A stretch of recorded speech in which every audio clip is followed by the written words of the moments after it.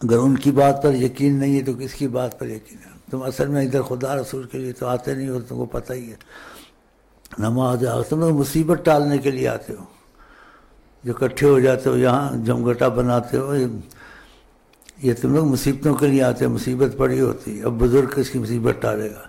بزرگ بھی ٹالے گا نہیں ٹالے گا جب تک تمہارا عمل نہیں ٹھیک ہوگا، نیت ٹھیک ہوگی، بزرگ بھی کچھ نہیں کر سکتا. انما الاعمال بالنیات، نیتوں پر ہے، تو نیتیں ٹھیک کرو. ہاں نیت مصیبت آئی مرتا کیا نہ کرتا، تسبیح پڑھ لیں کیا کریں.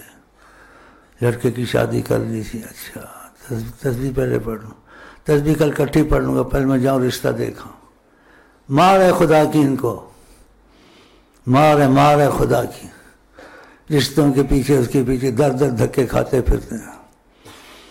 اور حاجی صاحب بنے ہوئے ہر جگہ، حاجی صاحب حاجی صاحب حاجی صاحب. دعا کرو سائیں، دعا وہاں جی دعا چاہ، میں دعا چاہ کر سنتا رہا.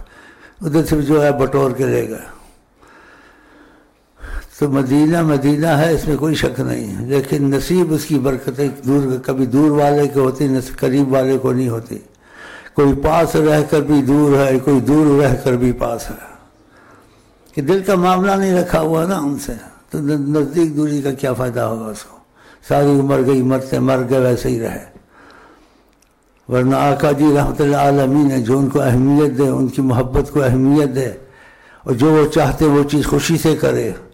خدا کے ہزار مصیبتوں مشقتوں سے نکال دیتا ہے اس کو دنیا آخرت کی. کہ نبی جی محبت کی نظر سے اس کو دیکھتے ہیں، وہ ان کے دل میں نہیں اترتا سعود کا بس.